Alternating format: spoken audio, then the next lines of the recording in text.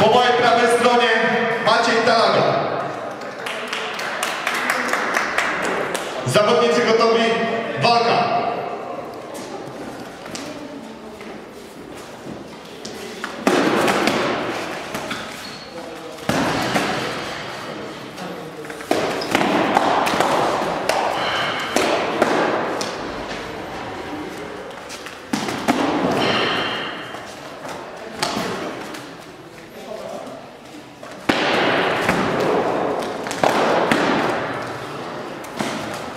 Walki rycerskie jest to sport, który łączy w sobie elementy zarówno szermierki współczesnej, jak i średniowiecznej.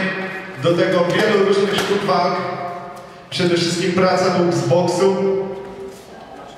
A w walkach pełnokontaktowych dochodzą jeszcze wszystkie techniki rzutowe oraz kopnięcia.